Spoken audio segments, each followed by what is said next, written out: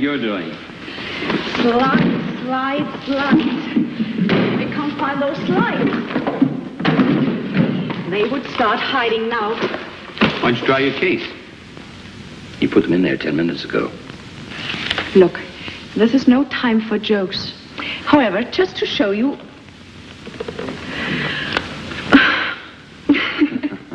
I'm sorry, Frank. It's the conference jitters. You sure you got your speech? Of course, idiot. It's coming on at the end that worries me. Nervous, huh? What do you think? I thought you did a lot of this sort of thing when you were in America. Yes, but this is the first time in Germany, remember? The weaker sex. By the way, this is as much your stuff as mine, Dr. Overton. We settled all that 2 weeks ago. Let's not go over it again. Oh, incidentally, Joan's coming tonight. Joan? No, don't tell me. Joan. My wife. I'm sorry, Frank. You're forgiven. Come on, the old man's waiting. Oh, I'm ready when you are. Can you imagine the girl says she's nervous? I shouldn't be surprised.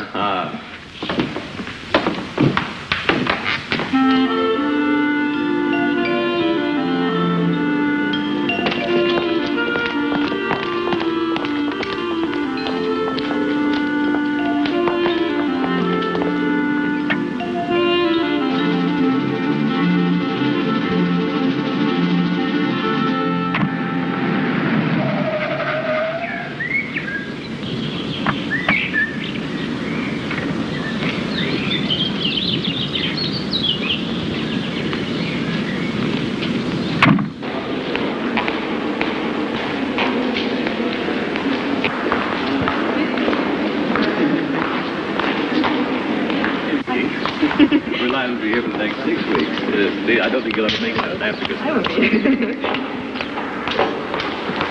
Well, there's the great man himself. Oh, it's a decent. Hello, Robert. And you, Robert. Mr. Keith? And this, I'm sure, is our charming German colleague, Dr. Wieland. How do you do, sir? How do you do? I've heard a lot about your exciting work, Mr. Overton. That's why I came here to tell you what I think of it. Well, I hope you won't be too disappointed, Sir Keith. Park this for me, will you, Frank, and I'll catch up with you later. Right. I ran into Blazer the other day. Did you? He was asking after you. So I don't know how much That Bob is an old fool. He gives me a pain. Oh, forget him. Think of my worries instead.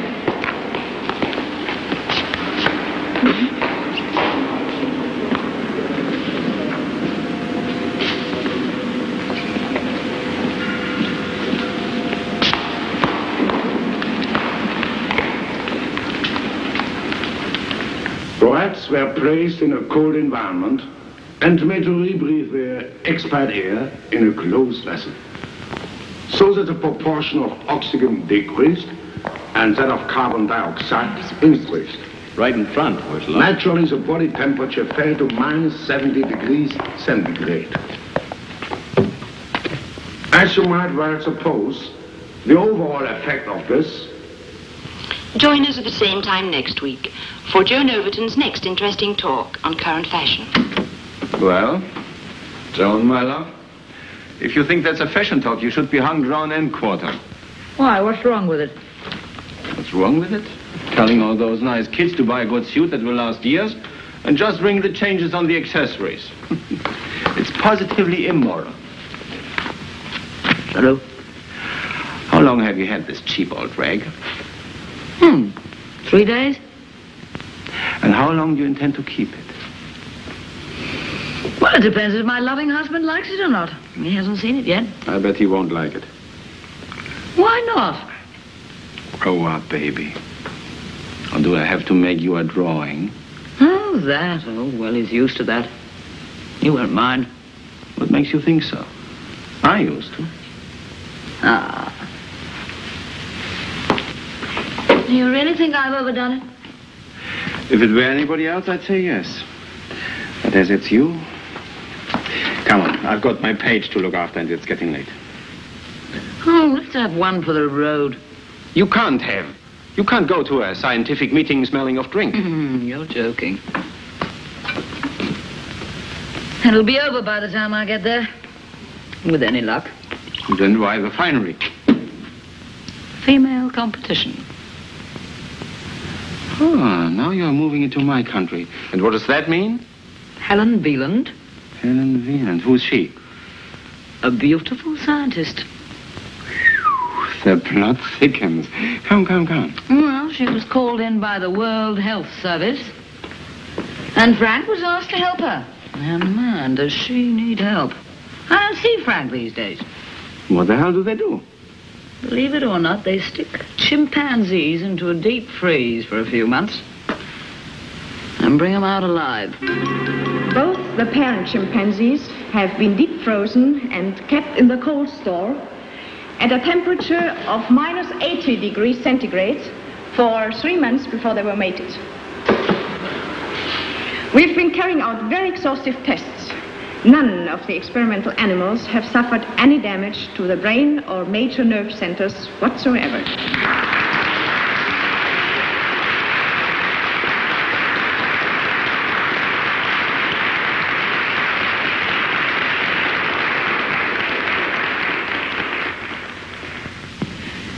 In conclusion, the great problem until now of all low-temperature work with large animals has been how to stop the heart and then freeze the blood quick enough to prevent brain damage from oxygen starvation. Happily, Dr. Frank Overton's thermal control panel has solved this difficulty. But now we find ourselves face to face with a very intriguing question. Where next? I'm afraid I shall have to ask Dr. Overton to deal with that part of the discussion. Thank you very much for your attention.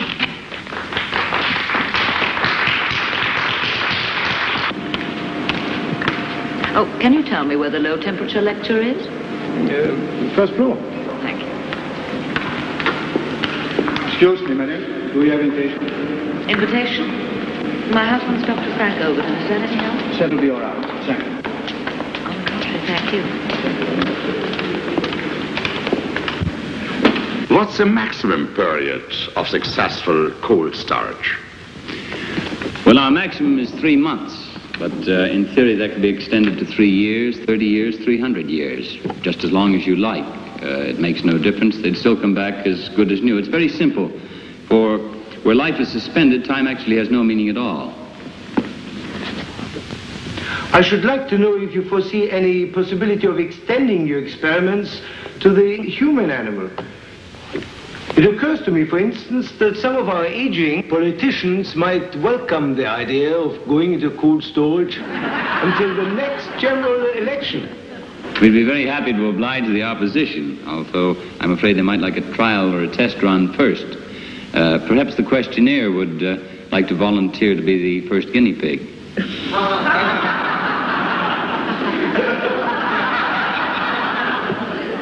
I must have notice of that question, but seriously, I take it that you are still a long way from human deep freeze. Oh, no, sir. You go ahead. I'll handle the brick bats. Well, the question is, are we still a long way from human deep freeze? The answer is no. We are right on the doorstep.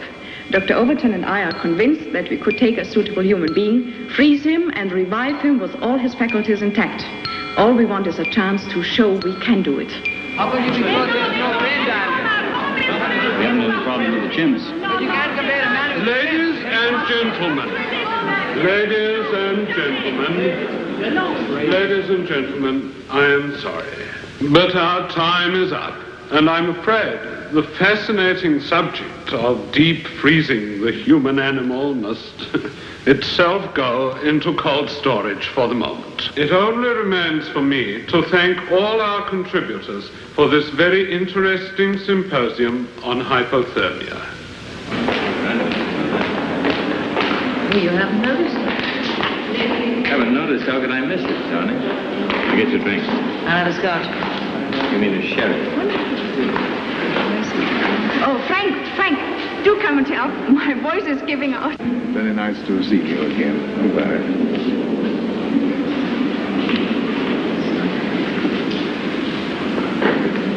Sorry to butt in, Hubbard, but I'd like to have a word with you. Oh, dear, I was just going to talk to Mrs. Overton. So unfortunately, I've got to leave in a minute. Oh, very well. Darling, no sherry, only champagne. Oh, I hate it. I'm sorry to hang you up like that. It was my fault, Mrs. Overton. I didn't realize Frank was getting you a drink. Do call me Joan. It's much friendlier in the circumstances. Oh, yes, I'd like to. I expect you know my name is Helen. Yes, I saw it in the program. I'm sorry I couldn't get here before. I'm sure your speech must have been fascinating. Darling, would you get me another? I think we ought to get something to eat. Oh, you poor darling, you must be starving. Why didn't you say so before? You must come and have a meal with us sometime, Helen. What do you mean sometime? No time like the present. Oh, you're very kind, and I'd love to, but the speech making has worn me out. I can hardly wait to get back home. Thank you very much. Are you sure you won't change your mind? No, not tonight. Goodbye. Goodbye. Oh, dear. That's too bad. Oh, she'd join us. You know, I think your Helen's got something. Perhaps we should go home after all. I thought you wanted to show off your new outfit. Darling, I only wore it to please you. Let's go. I hope I've made myself clear. I cannot have the unit associated in any way with deep freeze experiments on humans. Of course, but it's a point we must reach one day. Not while I'm in charge, I hope. By the way, are you free next Friday morning? I'm not sure why. They're going to refreeze Susie. Susie? Yes, the mother chimp in that family group that Helen Beelan showed us.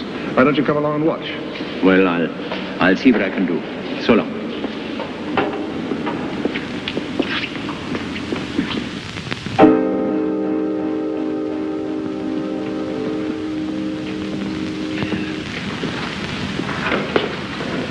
What temperature is she now? -10. Oh. She doesn't look frozen to me. Stupid old fool. And don't forget she's absorbed about a gallon of glycerol. That's why she hasn't iced up yet.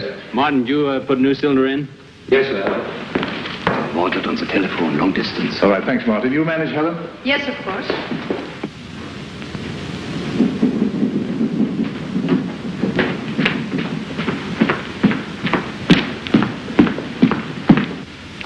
Now we are taking her right down to -80. Is that carbon dioxide? Yes, we freeze it around her. What's the point? Why not pack her in dry ice straight away? First thought, yes. But on second thoughts, no. You see, Sir Keith, the body surface would cool much quicker than the interior if we did that. Now, this way, all the body processes are arrested simultaneously. Then she'll stay sweet and sound until we wake her up. I see. Are you ready, Martin? Yes, sir. All right, let's go.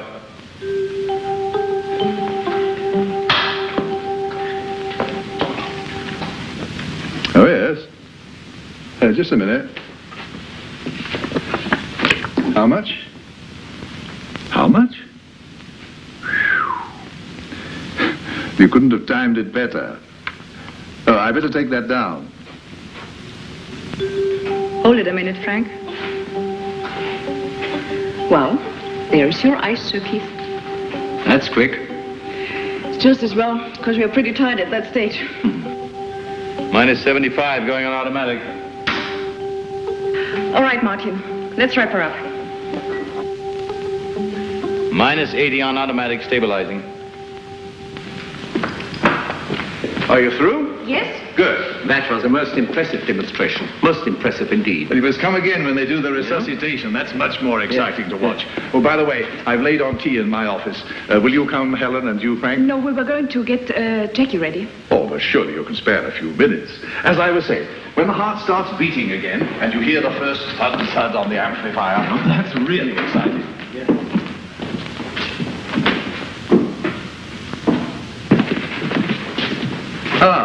As the tea doesn't seem to have turned up, while I read you a message I've just received by telephone, perhaps you'd like to drink a glass of champagne in honor of the winners of the Alexis Carrel Award.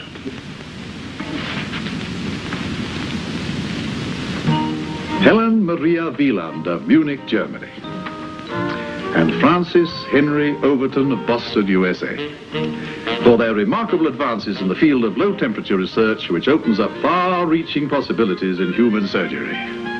Carol Award. That's almost on par with the Nobel Prize. Certainly in terms of cash, they'll get $25,000 each. 20. Frank.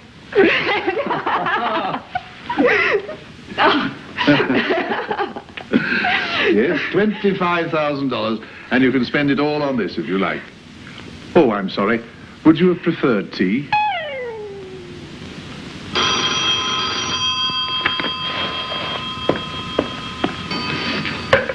$124596? Frank! Hi, darling. Just wanted to check and see if you were there. I'll be along shortly. I don't believe it. You're not ill, are you? Well, it depends on how you look at it. Sit tight. I'll be there in a few minutes. Great. Bye. What's all that about? Put your skates on. Frank's coming home. What's going on? Half-term? Parents' Day? Archbishop Street? Cut the wise talk and go, man. Just go, huh? Are you trying to get rid of me? Oh, no. What do you think?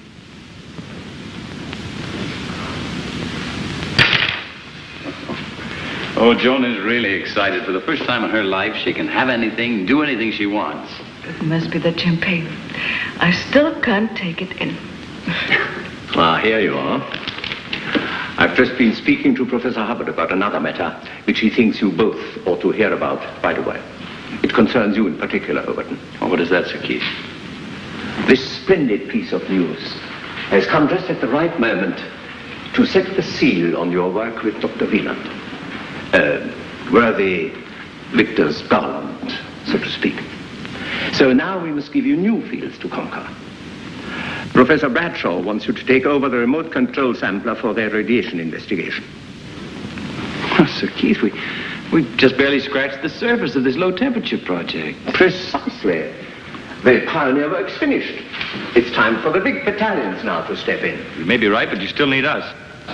I've considered the possibility and decided that Dr. Wieland should carry on here. You mean you want to break us up now when we've just reached the final stage of our work? What exactly do the words final stage refer to, Dr. Wieland? The first human experiment, of course. I consider all this talk about a human deep freeze experiment extremely ill-advised and premature. The Alexis Carrel trustees don't seem to share your opinion, Sir Keith. No one hopes more fervently than I for the day when suffering humanity can be treated by your method and be cured. But it would be fatal to encourage false hopes, despite the enthusiasm of the current trustees. You don't think for 1 minute that we've been conducting these experiments for the welfare of a half a dozen monkeys, do you? The high policy of the executive is outside your terms of reference, Dr. Overton. Well, what the hell do you think we've been doing here? Don't want you around when Frank gets back, that's all. Why not? A little competition would do him a world of good. Look. He might stop thinking of you as simply another body for the deep freeze. What are you trying to do? Look in the mirror, my sweet. I'm trying to get a very attractive woman back into circulation. If a chimpanzee dies during an experiment, that's one thing. But a human life is quite different. I'm sorry, but the risk of failure is much too great. Sir Keith, the certainty of destruction by incurable disease is absolute. It is only by experiment and occasional failure we discover the knowledge and techniques that make for success. All we are asking for is to carry out these experiments in a calm and secure atmosphere. That is no part of my responsibility. It most certainly is. And until you give your word, the millions of people throughout the world suffering from incurable diseases will have to face their fate as best they can. You know what my mother used to say? The years race by, but the magic lingers. That's how it is with us, Joan. You are wasting your time. Look, we had our little interlude. And it was over the day I met Frank. You knew that. Well, nothing has changed. It's Frank now and always. In my experience as a crime writer... Oh, clear off! You're reaching the point of no return. And it'll hurt you more than it'll hurt me.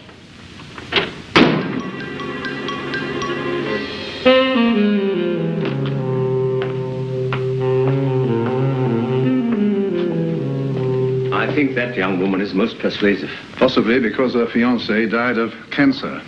Ah, that accounts for it. I think if I knew I had only a few weeks to live, I'd volunteer for her. By the way, Hubbard, I think you ought to step in. Huh? You must tell them that human experiments are out. They'll take it better from you. In the meantime, of course, I shall consult various authorities. Well, I must be going now. You mean you'll sit on the fence, and if someone makes a fuss later, I shall take the rap? My dear Hubbard, I had no such thought in mind. Well, put your veto in writing for the record. And if you do that, I'll pass it on.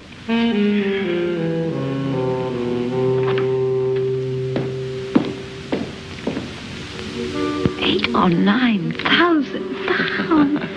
In dollars, that's 25,000, any way you look at it. Oh, Frank. Oh, what can we do with it? Whatever you'd like. What would you like? Masses of things. We could have another car, you know, a little one for town. Sure. And then we could have a fabulous holiday. And we could have a little period cottage for the weekends. You know, it's something I've been thinking about. Not the weekends, but a place in the country. You know, long walks and fresh air. I could commute. Give me a chance to catch up on my reading. Yeah. And what about my job? Listen, what about your job? Don't you think it's about time you were quitting it? Oh, yeah, but... Joan, all the money you make, it either goes in taxes or you spend it on clothes. I don't know. If we've been married 5 years, I'd like to start thinking about having kids. Kids? Well, yeah. You want a family, don't you? Oh, sure, but... Good, that's settled then. Yeah, let's celebrate that. When do we start? Start what? Why, looking for the house. On weekends, it'll be fun driving around. And when we find what we want, I start raising the family. Is that it? Listen, but as far as I'm concerned, that's up to you. Mm-hmm. And when does Helen Wieland leave for Munich? Oh, I don't know. You don't have to look so upset about it, Frank. Upset? What has Helen Wieland got to do with our having a family? Look, if you think I'm going to lose my looks and my figure, retire to this grand house in the country, take long walks and plenty of fresh air while you catch up on your reading, with that woman around, you're crazy. Look, you're not serious. You can't be jealous of Helen. No more than you are of Tony. Look, you can call it intelligent anticipation. You may not be in love with her, but she certainly is in love with you. Let me set you straight about something. Helen and I work together. We work together harmoniously, but it begins and ends with our work. What do you think we are, a couple of newspaper people? Touché. But you're human, and so is she. And you're out of your mind. Am I? Well, I watched her at that lecture hall. Why don't you knock it off? Just knock it off! Now that you mention it, yes, she is attractive, and she's human also. Where are you going? I'm working tonight. Oh, another experiment, huh? All night. Oh, yes, every night.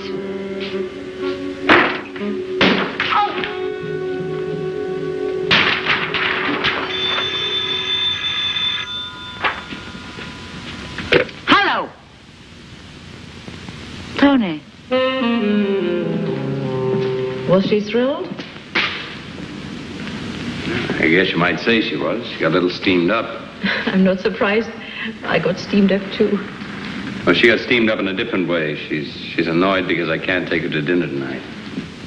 Well, why shouldn't you? All you have to do is verify those figures and then Martin and I can do the rest. You see, at 11:05, the cryogenic modulator was at -40, and then 10 minutes late. 10 minutes later, it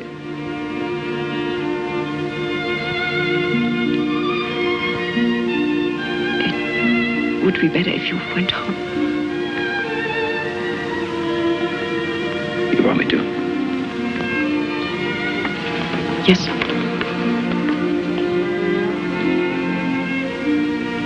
Right on. I'll call her up.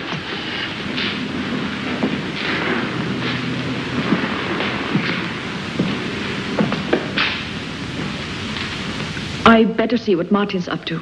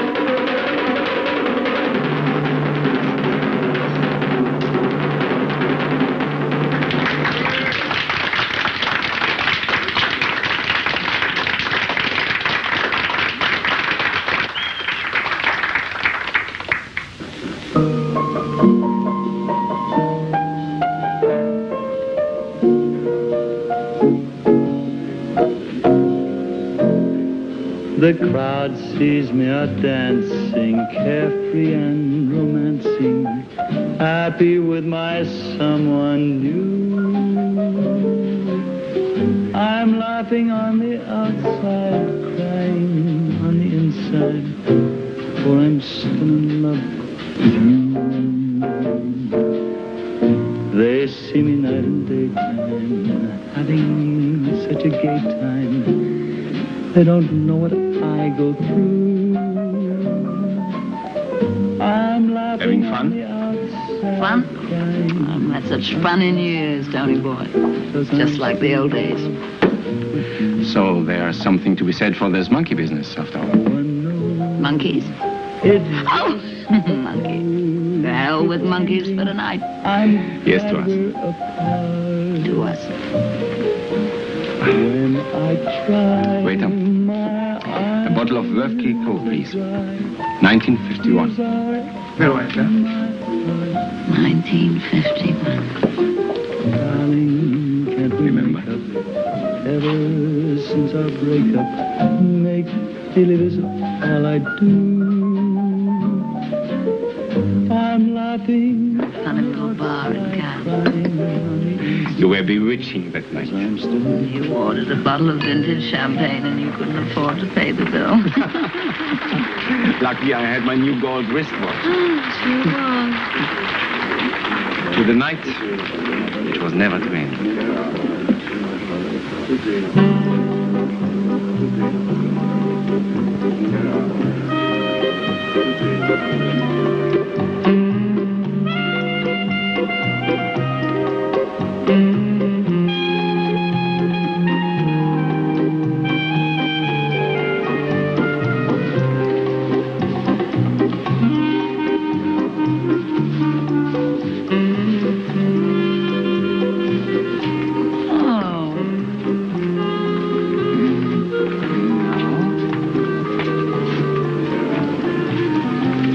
Excuse me, Mr. Stein, you wanted on the telephone, please. Oh, hell. Sorry, darling. Won't be too long because I haven't got a gold wristwatch.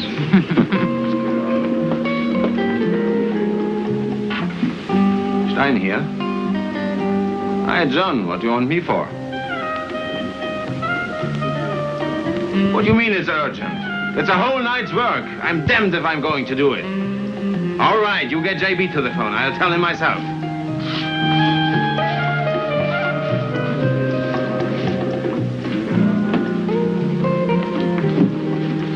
Hi.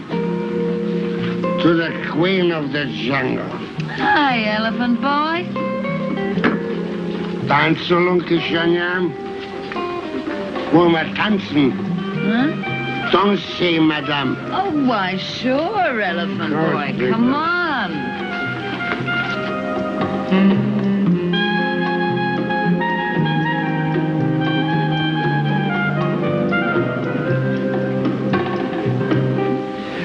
But look here, JB. Surely the paper doesn't own me body and soul. It's damned unfair. All right. But it's the last time.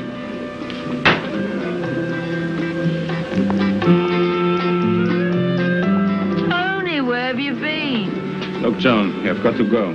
Oh, but I was just beginning to enjoy myself. I've got to write an article for tomorrow's copy. Put it on the stage, Charlie. Come on. Oh, but it's early. What time is it?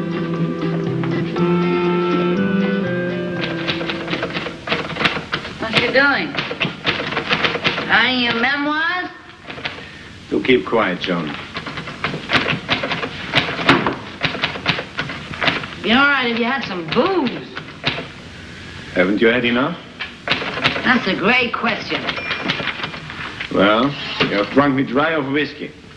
Ha! But there's gin somewhere. If you find it, you can start on that.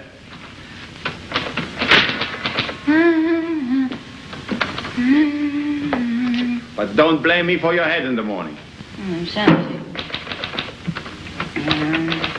That's empty.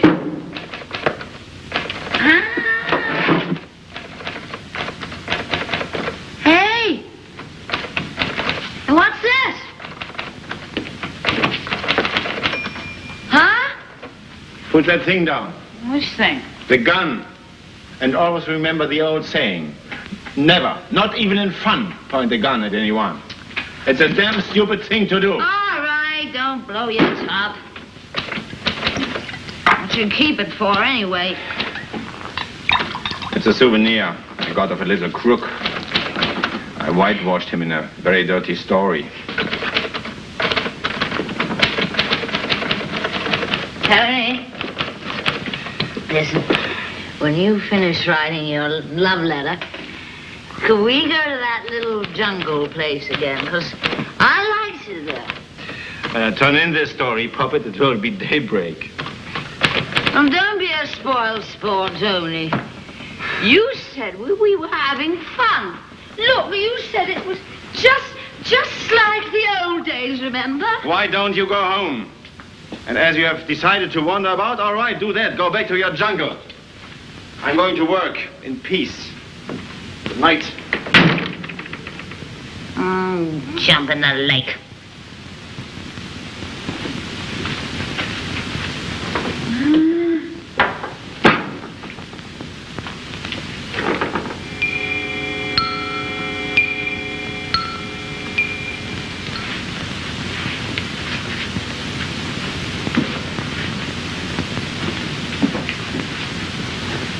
Good night!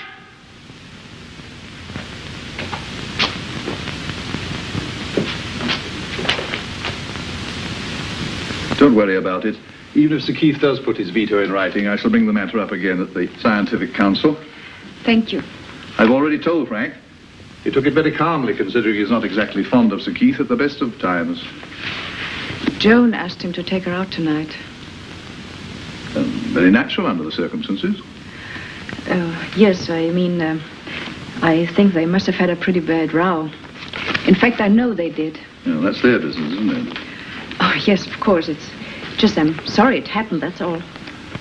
Helen, has it occurred to you that Frank's wife may feel rather shut out? I don't see why.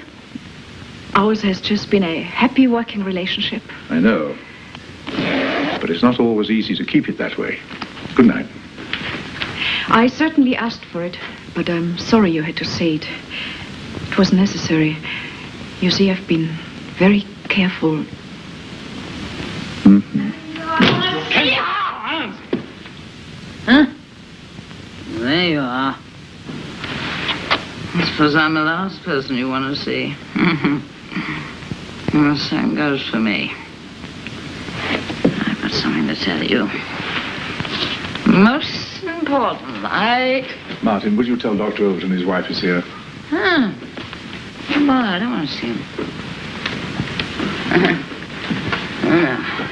I want to see her. As a matter of fact, you can go too. Oh, it's full of people like you. But you're wasting your time. Because you're not going to get the better of me. Oh, no. You're going to get more than you bargained for. What the heck? Helen, you'd better go. No, not. What's going on here? Come on, John, let's go home. No. Come on, let's No! Let me go! I want to see her!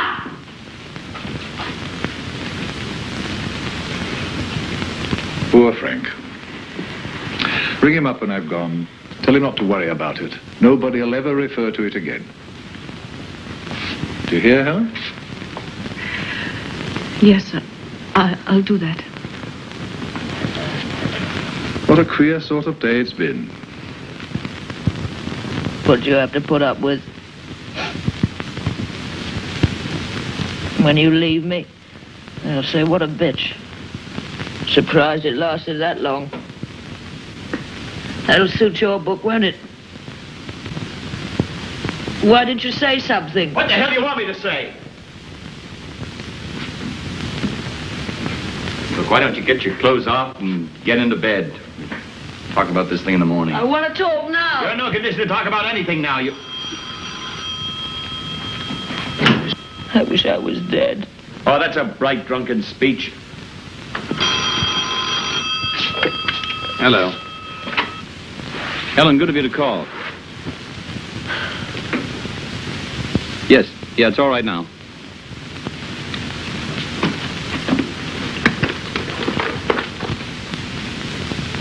Professor Hubbard asked me to let you know.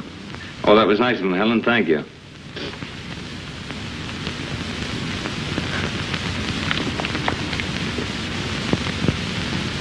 Well, I'm not worried. It's just that... Thank God he didn't see this. Hold on, will you?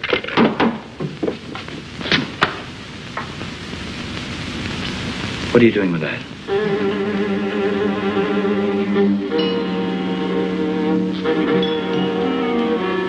Give me the gun. Don't. Give me the gun, Joe. Gun. Frank? Frank? Helen?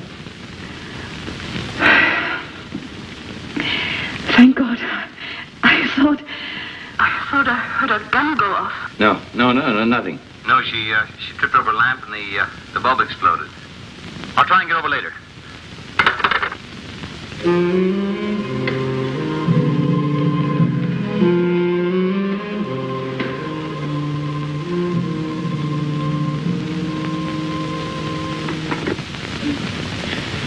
It was terrible. I thought I'd killed you. That wasn't very bright of me, but I thought you were going to do something stupid. I only tried to hide it. I didn't want you to see it. Where'd you get the gun, John? Tony's. I took it. They didn't know. How long have you had it? Tonight I went round to his place after we had our quarrel. You mean you had this thing when you came to the lab tonight? I only meant to frighten her. It was mad. I was all mixed up. It just must have been the scotch. You brought this thing along to frighten Helen? Look, I swear to you, I didn't take it out of the bag. She didn't see, honestly. Didn't you know the gun was loaded? Don't look at me like that. Answer me, did you know it was loaded? Tony said it was empty. It wasn't his fault, Frank. Let me give it to him back. Please, Frank, please! You've got to believe me. I swear to you, I didn't know it was loaded. Frank, I was so unhappy. I wanted her to know, to see what she was doing to me. Frank, I've tried. For weeks and weeks, I felt you going further and further away from me. I didn't want to do.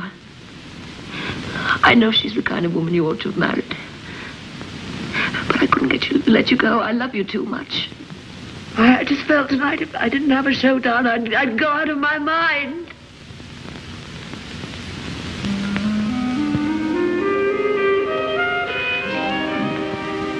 I'm probably more to blame than you are. You can stop worrying about Helen. I'm being transferred next week.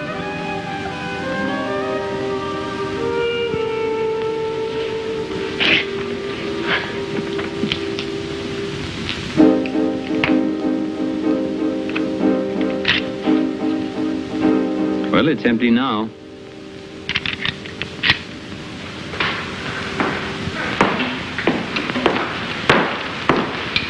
Are you ready to start now, Dr. Wieland? Yes, but Dr. Overton said he'd ring, so let's give him a few more minutes.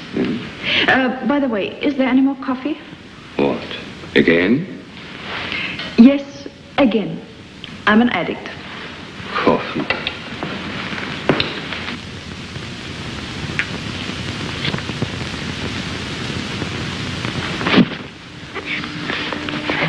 Thought you'd gone to bed. Yeah, I'm going in a minute, but I wanted to talk to you. Go ahead. Do you think we can get away for a little while? You know, just a little holiday. I don't suppose you could fix that, huh? I could. It would mean helping Helen with that experiment tonight. Can't let her do it alone. I mean, all night, which you're not very fond of. I don't mind, darling.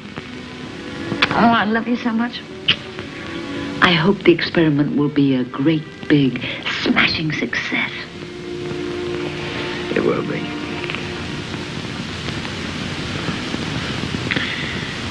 It better be.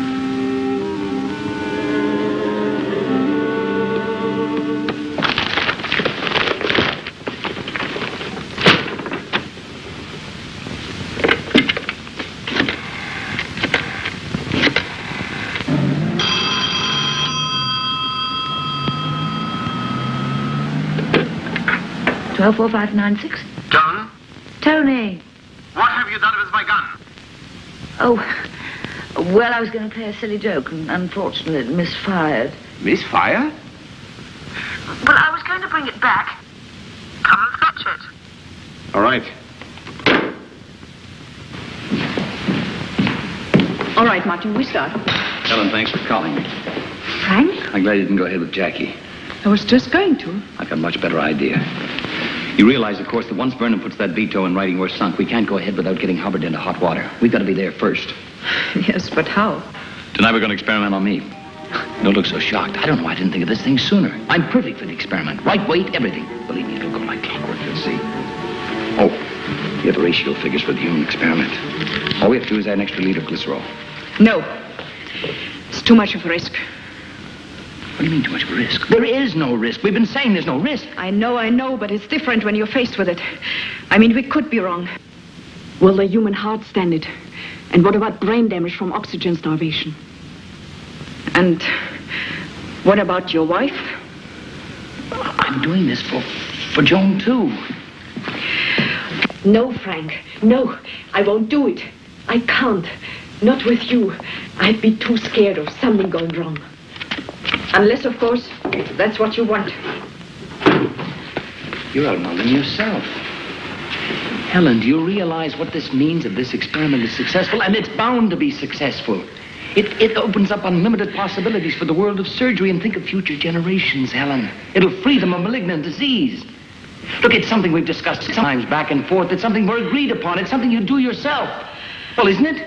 Answer me. All right. You win. Naturally. Martin. We're going to conduct our first human experiment tonight. You're going to be a part of it. Oh, you don't expect me to... No. It's on me. It's on me.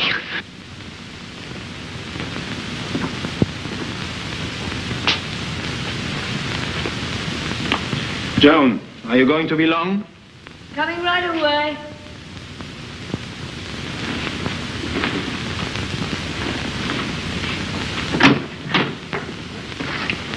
You had better. You owe me an explanation. What does this mean? Oh, I haven't seen that.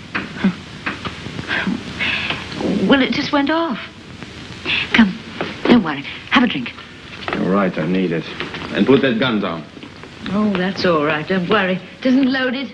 Hank made sure of that. This is no laughing matter. If there had been an accident, I might have landed in jail.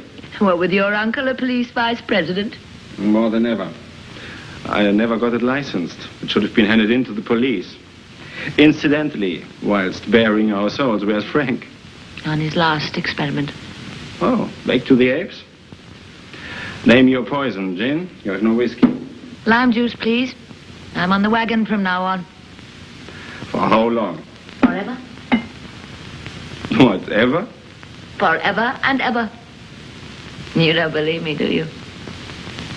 Well, here's Auf Wiedersehen to Joan the Soak.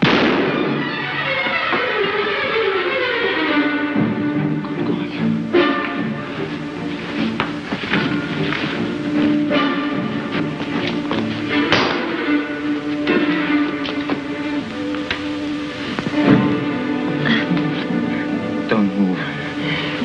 I'll phone for an ambulance. You'll be all right. Don't worry.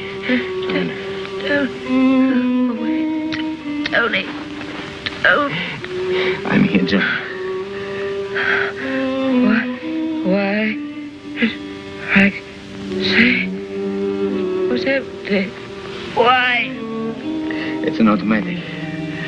So, when you thought it was empty, the last bullet was in the muscle. I should have checked it. Oh, my fault. What do you mean? Frank. No. Oh, you mean Frank doesn't know it was my gun?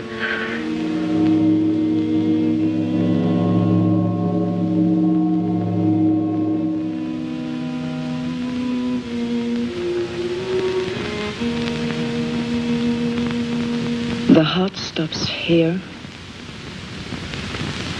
and the blood freezes here at -1. And this is where every second is going to count. We have got to close this gap faster than we've ever done it before. Must have a bigger safety margin. Because of his brain. Yes. This is where there's a risk of damage if we're unlucky. Better hurry up, Helen. I'm going to fall asleep on you. I'm coming, Frank.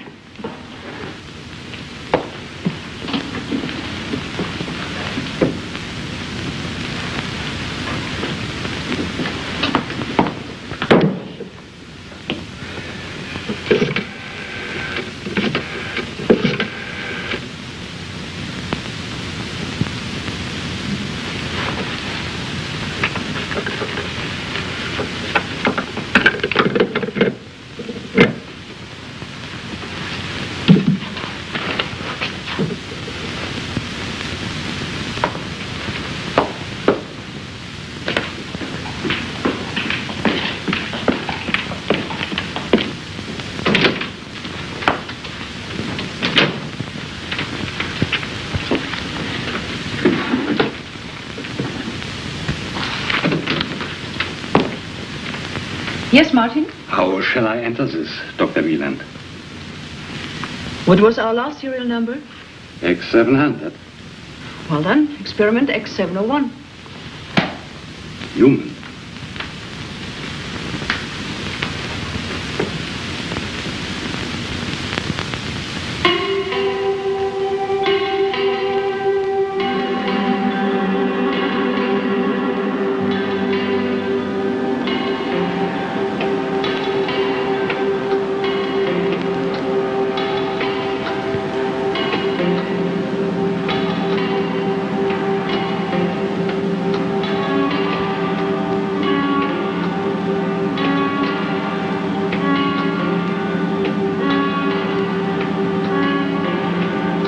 Zero.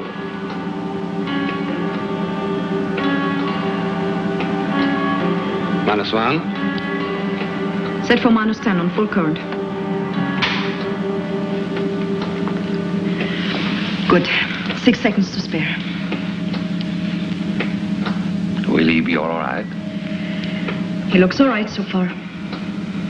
Looks different from the chins. Doesn't he?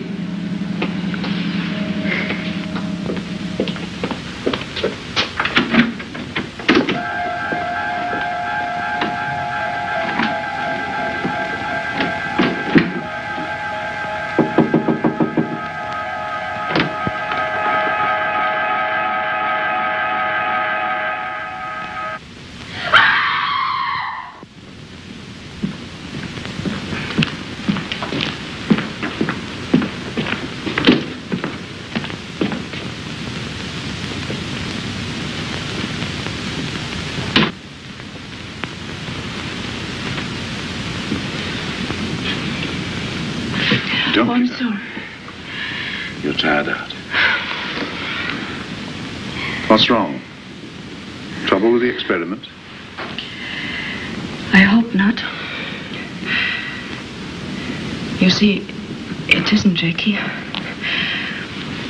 Frank came back last night. He insisted Frank?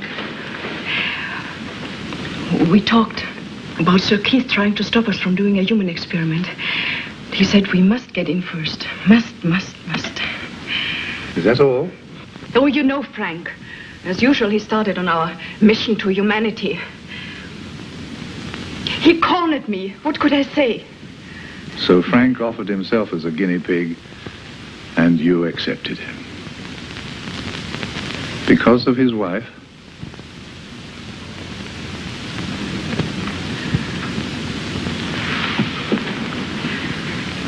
What's she got to do with it? Does his wife know? And when are you going to bring him back? Tonight. Martin will come at 7 o'clock. Yes. But what does he want? Oh, I see. Oh, and send him in. There's a man from the police. He wants to see Frank. He can't, can he? Any idea what he wants? No. Oh, well, then you better go home. I'll talk to him. Oh, no, please let me stay. Why don't you tell me?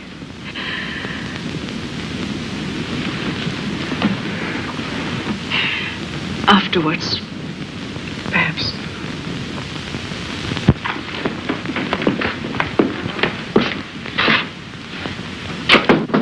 Come in. Good morning. Sorry to bother you.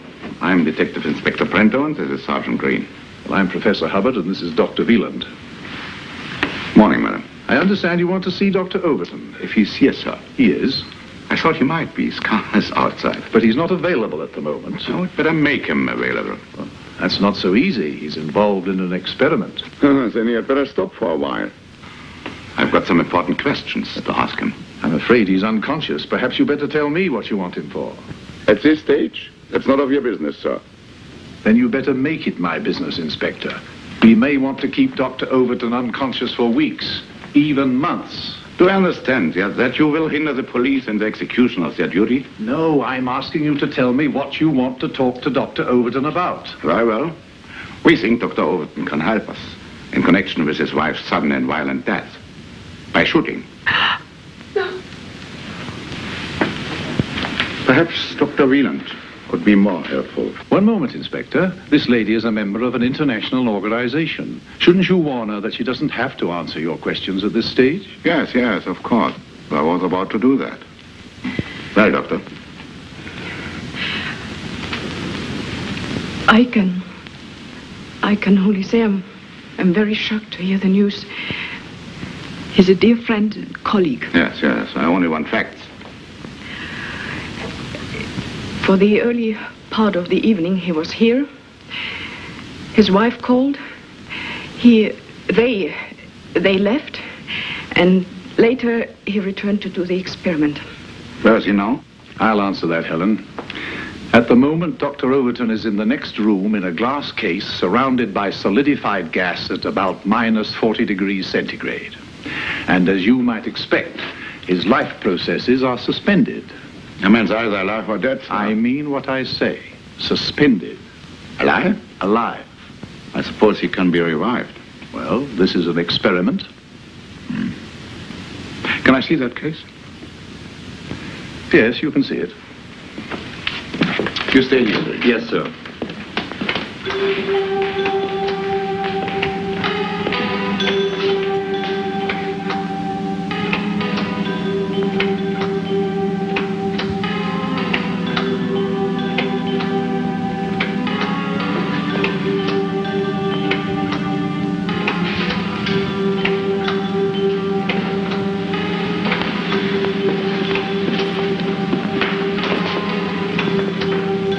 Are you prepared to swear he's inside? Yes, And alive? I hope so. I can't raise the dead. It would be very awkward if he passed on. What you have told me is contrary to human experience. I hope that is the truth. For your sakes. Scientists are as interested in the truth as the police inspector. Have either of you any reason to suppose that Dr. Overton undertook this experiment in the hope of escaping from the consequences of his actions? Dr. Overton is a brilliant medical scientist. If he wanted to escape anything permanently, all he would have to do is inject himself with some drug, go to sleep peacefully, and not wake up again. That should answer your point, Inspector.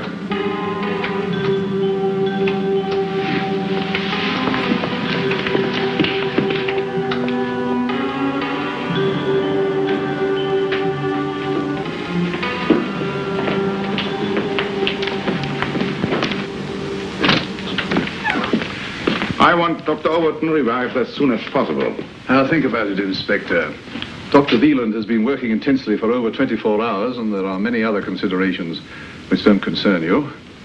I'll let you have my decision later in the day. You are probably very wise, Professor. The human mind plays funny tricks when suffering from lack of sleep. Sergeant, I want you to stay in the laboratory until I send her leave. Sir.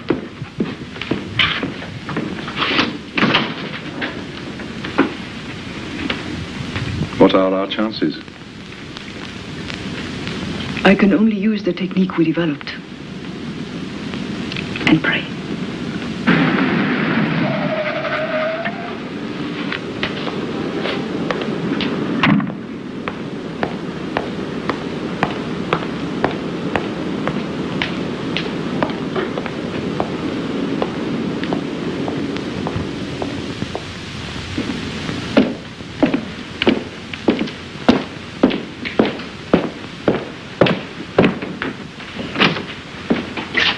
Ah, so your secretary did manage to get hold of you.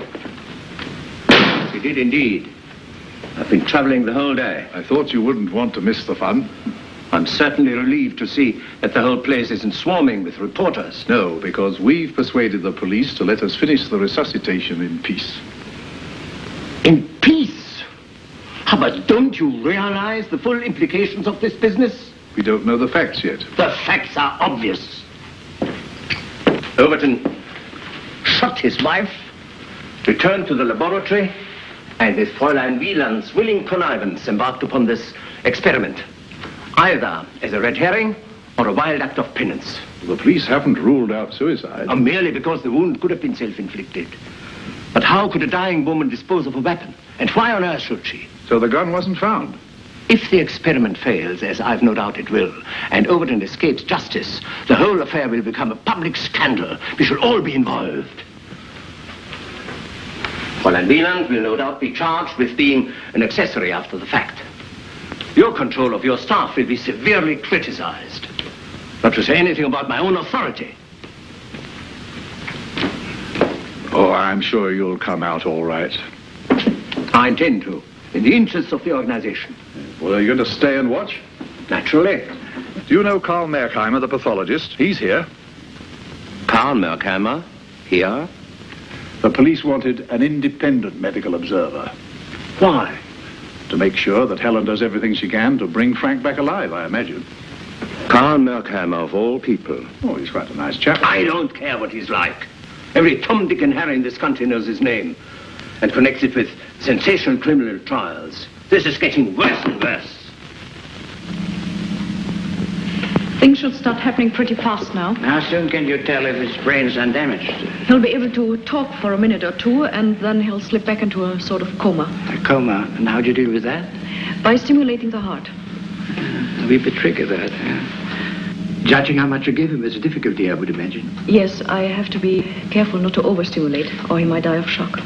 Would you say then that the final stage is the most critical? In this case, yes.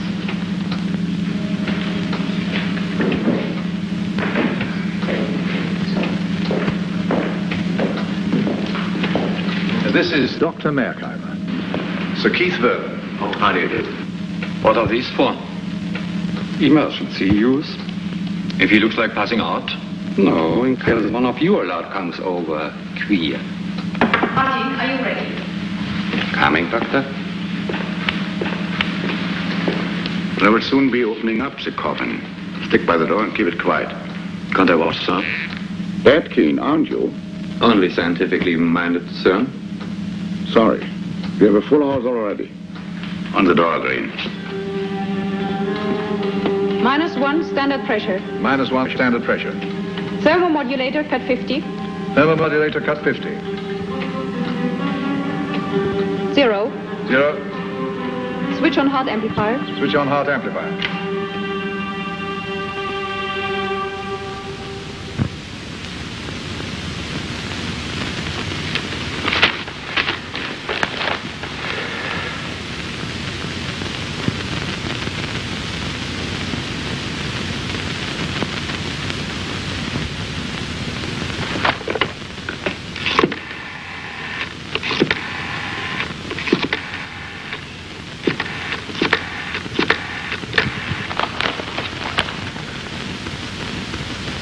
Give me the police vice president, please. 18. 18. 19. 19. Cut diathermal generator. Cut diathermal generator. Now.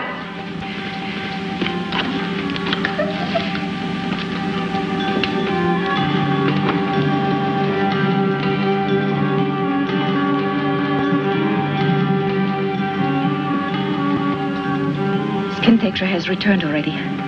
We can help him on with some artificial respiration. The amplifier on? Yes.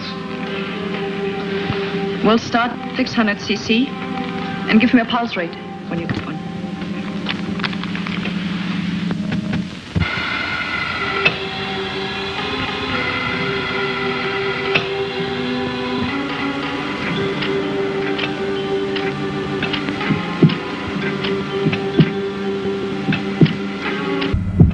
Pulse rate 40, rising.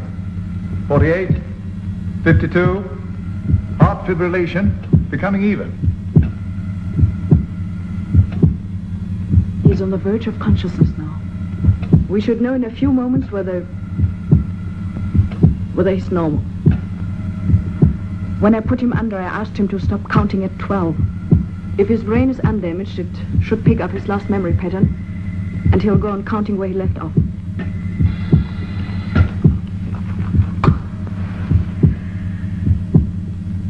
Frank? It's me. Do you hear me? Think. Think. Think.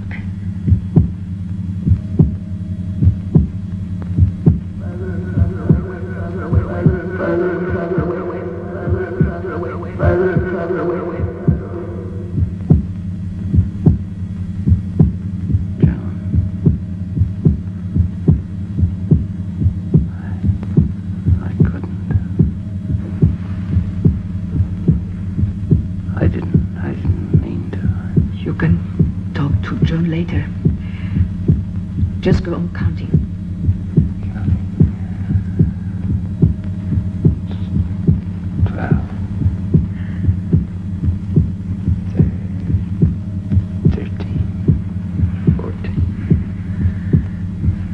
15. It was wonderful, Frank. Thank you. That's all you have to do. Helen. So you recognize me? That's a mercy. Why? Didn't you want me to?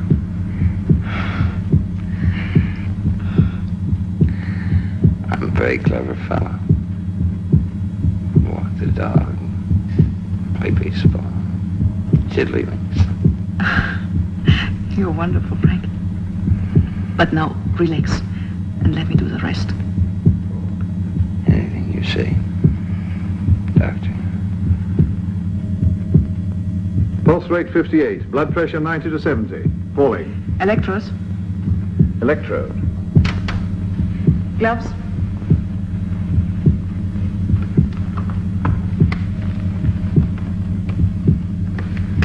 electrodes.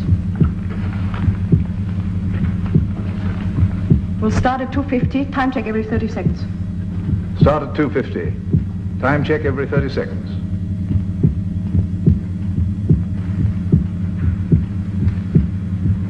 He's not out of the woods yet, is he? No, not yet. 4 minutes at 4:30, pulse 62. Step up complex C to 500. Step up complex C to 500.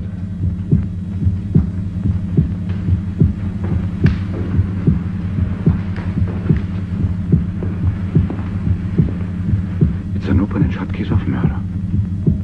Yes, sir. I took down his festivals as evidence. We are going to need it. 4 minutes at 500, pulse 64.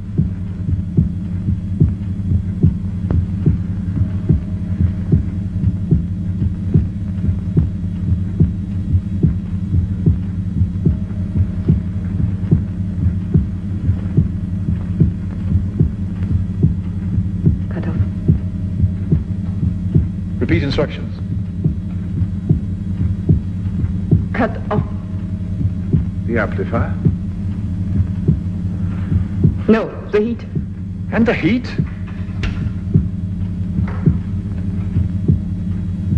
Is he here now? Yes, I'm not prepared to risk any more. Injection.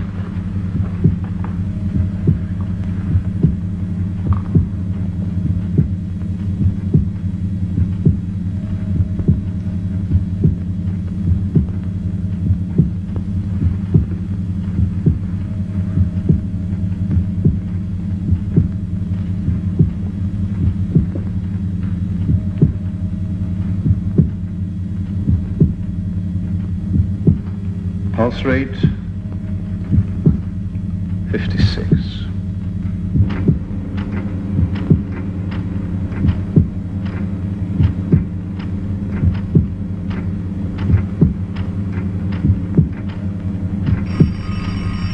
Drop that phone, Green.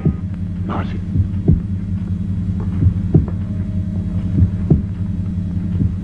I didn't get that, sir. Don't do that, sir. You'll think it's me. Who is it? Der Polizeivizepräsident. Hello? Yes, thanks, I will. Pulse? 36. What's happening? No response to injection. Blood pressure still falling. What the devil's gone wrong? Why don't you inject him to the heart? Sir Keith. The police vice president wants you, Inspector. Dr. Overton's wife shot herself accidentally. A witness has come forward.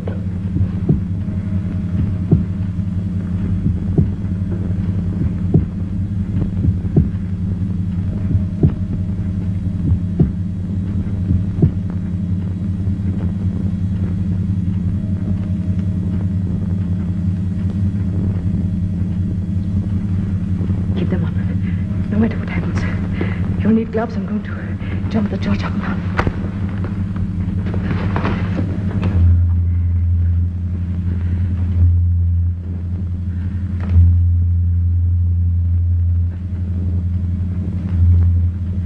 Contacts scorching.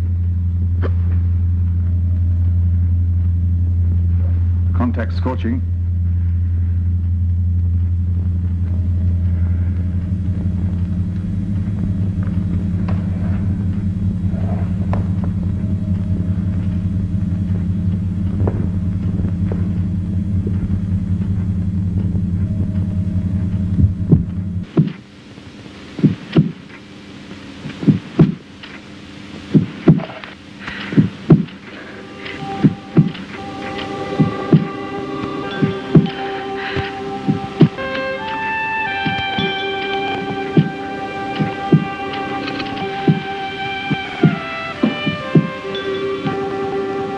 Frank?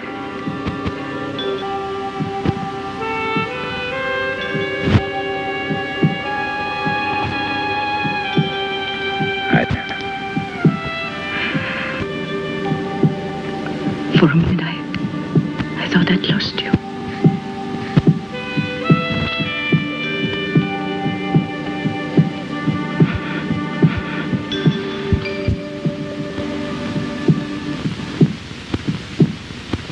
One year ago, those of us who knew Dr. Overton well never doubted for a moment that his motives in volunteering for this remarkable experiment were purely scientific. I, perhaps more than anyone else, am delighted and relieved that it was successful because of the heavy load of responsibility that falls on any commander who encourages his crack troops to venture into no man's land. But it was a responsibility I was glad to take, etc., etc. That old fake, he did say that a year ago. And good luck to him. Life would be a lot duller without the Sir Keiths of this world.